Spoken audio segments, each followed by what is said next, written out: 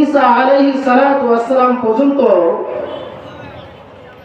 অসংখ্য নবী রাসূল এই পৃথিবীর বুকে আসছে। হযরত ঈসা আলাইহিস সালাতু ওয়াস সালাম থেকে নিয়ে প্রায় 570 বছর পর্যন্ত নবুয়তের দরজা বন্ধ ছিল।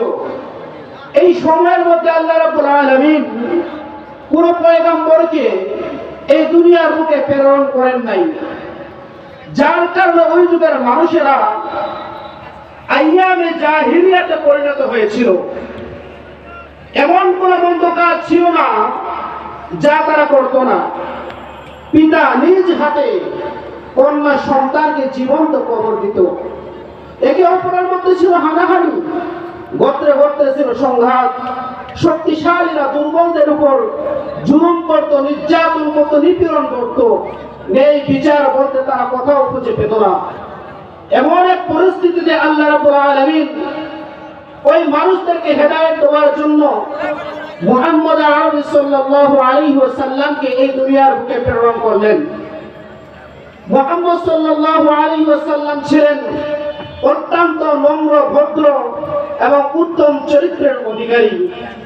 নবী করিম সাল্লাল্লাহু আলাইহি ওয়াসাল্লামের বয়স যখন 40 বছর হলো, আল্লাহ রাব্বুল আলামিন তাকে নবুয়ত দান করলেন।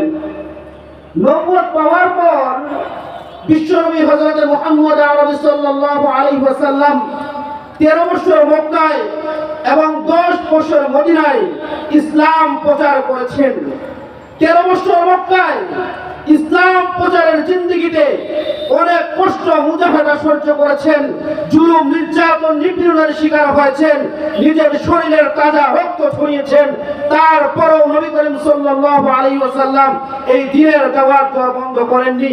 আল্লাহর জমিনে আল্লাহর আইন প্রতিষ্ঠা করার কার্যক্রম বন্ধ করেননি, খেলাফত প্রতিষ্ঠা করার কার্যক্রম বন্ধ করেননি, তিনি চালিয়ে গেছেন। এক পর্যায়ে মক্কার কাফেররা মুহাম্মদ আরবি সাল্লাল্লাহু আলাইহি ওয়াসাল্লামকে এসে বলল, হে মুহাম্মদ, আপনি আল্লাহর জমিনে আল্লাহর আইন প্রতিষ্ঠা করার কার্যক্রম বন্ধ করুন, এর বিনিময়ে আমরা আপনাকে মক্কার নেতা হিসাবে গ্রহণ করব। আপনি আল্লাহর জমিনে খেলাফত প্রতিষ্ঠা করা বন্ধ করুন, এর বিনিময়ে আপনার যত টাকা পয়সা লাগে সব আমরা দিব। আপনি দ্বীনের দাওয়াত দেওয়া বন্ধ করুন, এর বিনিময়ে আমরা আপনাকে সুন্দরী নারী দিব।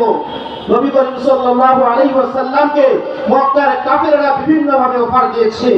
নবী করিম সাল্লাল্লাহু আলাইহি ওয়াসাল্লাম তাদের উত্তরে জবাব দিয়েছেন, হে মক্কার কাফেররা, তোমরা যদি আমার এক হাতে সূর্য আর এক হাতে চন্দ্র এনে দাও, তারপরেও সম্ভব না আমি দ্বীনের দাওয়াত দেওয়া বন্ধ করব, আল্লাহর জমিনে আল্লাহর খেলাফত ব্যবস্থা প্রতিষ্ঠা করার কাজ বন্ধ করব।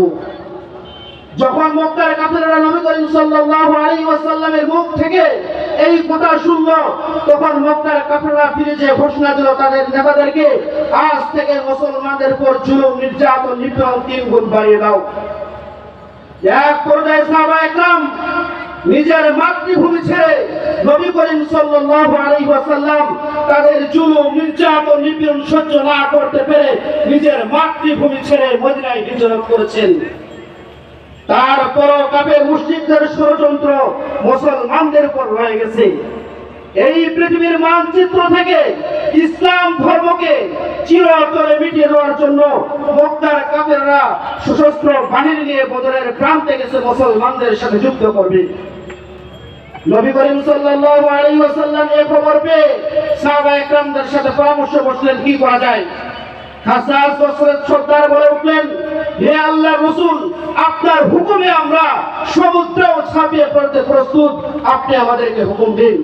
হযরত মিকদাদ রাদিয়াল্লাহু তাআলা আনহু বলে উঠলেন, হে আল্লাহর রাসূল, মুসা আলাইহিস সালাতু ওয়াস সালামের কওম যেভাবে বলেছিল, ইযহাব আনতা ওয়া রাব্বুকা ফাকাতিলা ইন্না হাহুনা কাঈদুন, আপনি আপনার রব যান যুদ্ধ করার জন্য, আমরা কথা বলবো না, বরং আমরা আপনার ডানে বামে সামনে পিছনে থেকে যুদ্ধ করব, আপনি আমাদেরকে নির্দেশ দিন। সেদিন 313 জন মুসলমান বিজয় লাভ করে পুরো বিশ্বের কাফের মুশরিকদেরকে কথা জানিয়ে দিয়েছে, ইসলাম ধর্মকে ষড়যন্ত্র করে নিশ্চিহ্ন করা যাবে না। আজ আমি দায়িত্বহীন কণ্ঠে বলে যাচ্ছি, বর্তমানে ইসলাম ধর্মকে নিয়ে ষড়যন্ত্র করছে, ইসলাম ধর্মকে পৃথিবীর মানচিত্র থেকে নিশ্চিহ্ন করার স্বপ্ন দেখছে, তাদের স্বপ্ন কোনদিন বাস্তবায়িত হবে না ইনশাআল্লাহ। এক পর্যায়ে নবী করিম সাল্লাল্লাহু আলাইহি ওয়াসাল্লাম খেলাফত ব্যবস্থা প্রতিষ্ঠিত করে এই পৃথিবীর বুকে এমন শান্তি প্রতিষ্ঠিত করেছিল যার ইতিহাস কোন তন্ত্র মন্ত্র দেখাতে পারবে না। কিন্তু আজকে আফসোসের সহিত বলতে হয়, কোথায় হারিয়ে গেল মুসলমানদের সেই ঐতিহ্য, কোথায় হারিয়ে গেল মুসলমানদের সেই গৌরব মাখা ইতিহাস। আজকে মুসলমান জাতি বিভিন্ন জায়গায় নির্যাতিত নিপীড়িত হচ্ছে। কেন? আজকে মুসলমান জাতি এক সময় অর্ধজাহান শাসন করেছে, বাঘ আর ছাগল তাদের শাসনামলে এক ঘরে পানি খেয়েছে, এমন ইনসাফ প্রতিষ্ঠিত হয়েছিল। আজকে এই ইনসাফ নাই কেন? কারণ একটাই, আমরা আজ মুসলমান জাতি নবী করিম সাল্লাল্লাহু আলাইহি ওয়াসাল্লামের সেই ঐশী বাণীকে ভুলে গেছি। তারাকতু ফীকুম আমরাইন লান তাদিল্লু মা তামাসসাকুম বিহিমা কিতাবাল্লাহি ওয়া সুন্নাতুর রাসূলি। ও মুসলমান, আজও যদি এই পৃথিবীর বুকে খেলাফত প্রতিষ্ঠিত করতে চাও, আল্লাহর জমিনে আল্লাহর আইন প্রতিষ্ঠিত করতে চাও, তাহলে ইহুদি খ্রিস্টানদের অনুসরণকে বাদ দিয়ে কুরআন এবং সুন্নাহকে, রাসূলকে অনুসরণ করার মাঝেই সম্ভব আজও এই পৃথিবীর বুকে ইসলামী খেলাফত ব্যবস্থা প্রতিষ্ঠিত করা, আল্লাহর জমিনে আল্লাহর আইন